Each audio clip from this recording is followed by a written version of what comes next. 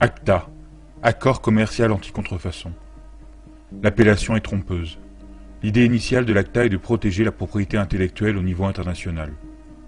Cet accord est censé empêcher la contrefaçon de produits et de marques comme les copies de produits de luxe ou l'usurpation de marques, par exemple l'utilisation d'une marque de voiture célèbre pour des tampons périodiques.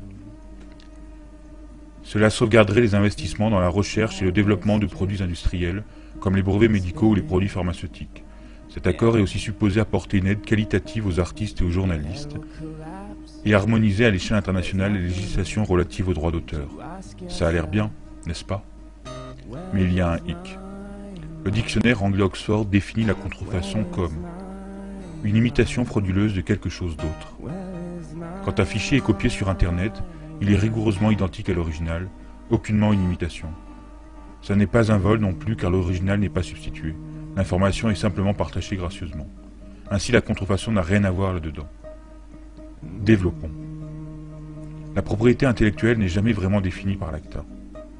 Elle peut désigner des marques déposées ou n'importe quelle idée ou information qui pourrait à terme être copyrightée, limitée ou criminalisée. Cela va avoir un effet épouvantable sur Internet tel que nous le connaissons à l'heure actuelle. Le texte de l'ACTA recouvre un grand nombre de domaines, il est très complexe et difficile à appréhender. Nous allons donc vous montrer ce qu'arrivera à Internet en usant d'analogies avec le monde physique. Imaginons que vous payiez un cours de cuisine. Pendant ce cours, vous apprenez à cuisiner un délicieux poulet frit. Vous rentrez ensuite chez vous et donnez la recette à votre femme. Mais voilà où le bas blesse. Pour ACTA, vous êtes maintenant tous deux des criminels car vous avez partagé cette information gratuitement alors que vous seul aviez payé pour l'acquérir. Les accords ACTA sont clairs. Si vous êtes soupçonné de partager des informations relevant du droit d'auteur selon le pays dans lequel vous vivez, vous ne pourrez plus accéder à ce genre de cours, vous écoperez d'une amende ou vous irez directement en prison.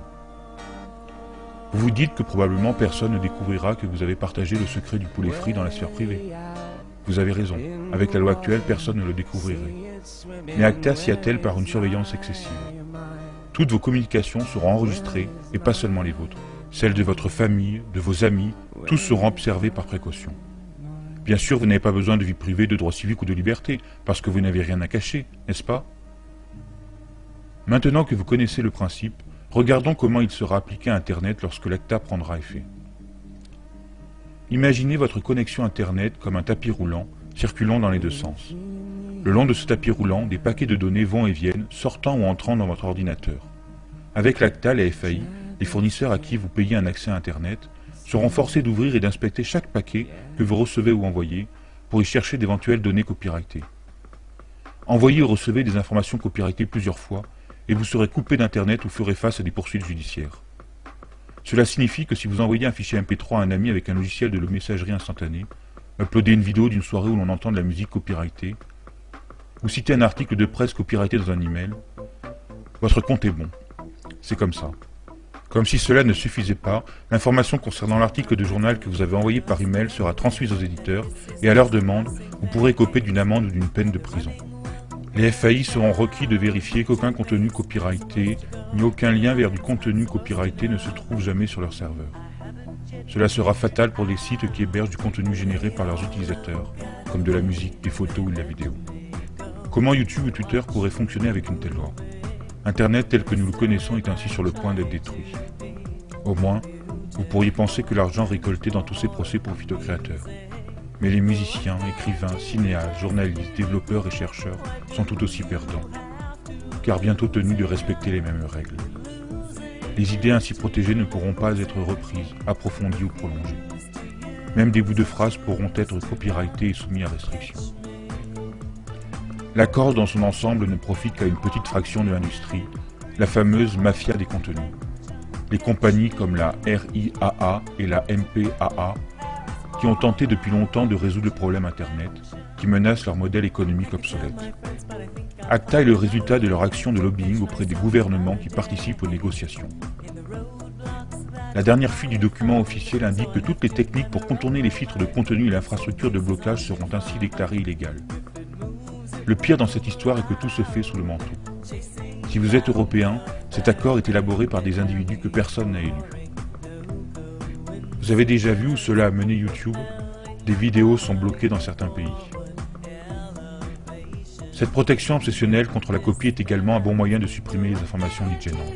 Une fois que tous les filtres internet et les techniques de blocage seront en place, toutes les informations identifiées comme copyrightées pourront être supprimées. Peut-être votre blog critique ou votre compte Twitter, ou la vidéo que vous avez faite sur les élections truquées ou des catastrophes écologiques, ou même les photos de vos chatons. Ok, peut-être pas de vos chatons. À moins que vous ne dessiniez le logo de Coca-Cola sur leur fourrure. Tout cela semble incroyable pour quiconque aurait jeté ne serait-ce qu'un coup d'œil à la façon dont Internet fonctionne. Mais souvenez-vous, ceux qui travaillent sur cet accord n'ont peut-être aucune idée de ce qu'est Internet. Dès que le traité sera signé, leurs règles devront être appliquées. Les conséquences que nous aurons affrontées sont les suivantes. La censure d'Internet, des restrictions à la liberté d'expression, la perte de la neutralité du net due à la restriction d'usage de certains protocoles, une totale surveillance de toutes vos activités en ligne, la perte des libertés et la restriction des droits civiques, des sanctions comme la coupure de votre accès Internet. Et nous n'obtiendrons rien.